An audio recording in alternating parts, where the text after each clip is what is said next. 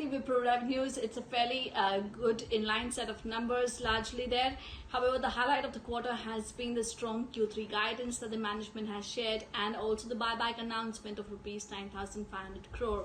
Firstly, quickly, just in terms of the numbers, dollar revenue has been at 1992 million, which is a growth of 3.7% quarter on quarter. Dollar revenue growth in constant currency terms has been at 2% quarter on quarter. ETNA poll pegged this revenue in constant currency terms at 1.7%. So I would say that it's slightly above estimates on the revenue front. EBIT margin has expanded 20 bips quarter on quarter to 19.2%. We were expecting EBIT margin expansion of 60 bips, and consolidated revenue has grown at 1.4% QOQ. Consolidated profit has grown at 3% quarter on quarter to 2484 crore.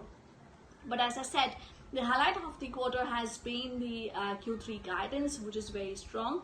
Management states that the IT services revenue growth is seen in the range of $2022 million to $2062 million, and this is going to translate into a revenue growth of 1.5 to 3.5% quarter on quarter.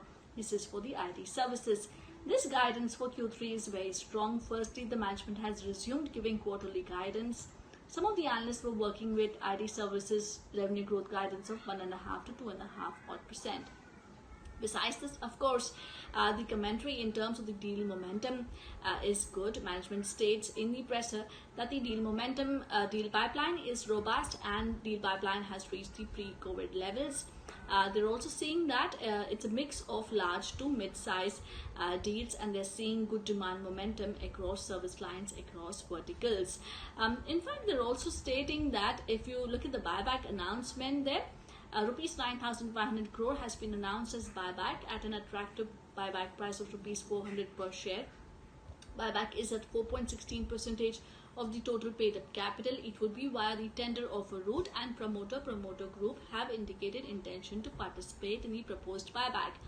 Some of the analysts were working with a buyback of nearly around 9,500 to 13,000 odd crore. So more or less, again, buyback is in line. However, it is slightly lower than the previous buybacks of 10,500 to 11,000 crore. Management, however, states that their policy has been of returning 45 to 50% of the net income to shareholders, and the buyback is in line with that policy. Buyback and dividend both form important ways to reward shareholders. In fact, the commentary also from the MD and CEO is fairly strong. He states that we had an excellent quarter with growth in revenues, expansion of margins, and robust cash generation. I'm very excited about the opportunities that are ahead of us, and encouraged by the acceleration in business momentum that we have seen in this quarter. Our strategy is to focus on growth in prioritized sectors and markets led by vertical solution offerings. So broadly, a good commentary also shared by the management. If you look at the overall revenue mix, it's a broad-based revenue growth across verticals and geographies. BFSI, consumer, as well as the health vertical have shown good growth there. BFSI contributes 31% to the overall revenues. That has grown 3.7%. Consumer vertical contributes 16% to the revenue. This has grown at 4.5%, and health vertical contributes 14% to the revenue. This has grown at 4.1% quarter on quarter in constant currency terms. Energy and technology vertical have still shown degrowth. Energy vertical as well as technology vertical together contribute nearly around 24 to 25% of the revenues. If you look at the geographies, America has, which contributes 58% to the revenues. This has grown better than Europe at 2.2%. Europe, which contributes 24% odd to the revenues, has seen a flattish growth of 0.1%. Broadly, the commentary from the management is also good. Management states that the H1B visa issue should not have an impact in terms from a business standpoint of view. They don't see a challenge on the H1B point of view. They're also stating that their localization in the US is slightly over 71%.